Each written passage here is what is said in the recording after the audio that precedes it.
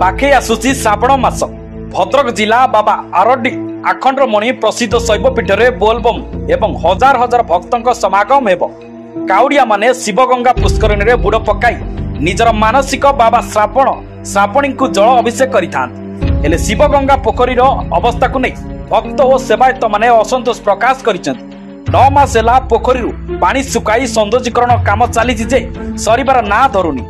पोखरी रे पानी नथिबारु बाबांकर सेवा पूजा पाई टैप पानी रे ही निर्भरशील होइछि।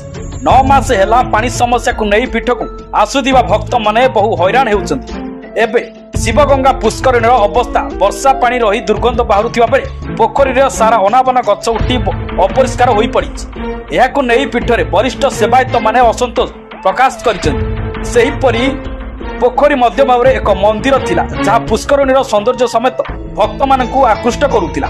प्रशासन पक्षरु ताहाकु भांगी दिया जाइछि। गत वर्ष अगस्त रु काम आरंभ होइतिबा बेले 3 मास मध्य कार्य सरिबा पई अवधि थिला हेले ए जाई शेष होई परिनी। शिवगंगा पुष्करणी काम काहेकि सरुनी से नहीं प्रशासन पक्षरु समीक्षा करा जाउ नाही। एहार कारण कोन सरकार बदलिबा सहित केनोसी सामंजस्य नाही तो बोली अभियोग हेउछि। श्रावण मास पूर्व यही पोखरी काम न सरिले निश्चिंत भावे बोलबम भक्त माने हैरान हेबा सह पीठ रे पानी समस्या उत्कटा रूप नेब। लक्षाधिक भक्तों भाववेग को दृष्टि रखी तुरंत काम सरिबा और पोखरी रे पानी पसाइबा सेवायत माने प्रशासन को अनुरोध करिसेंति। आपनगरु रवींद्र पाणी का रिपोर्ट न्यूज ओडिया।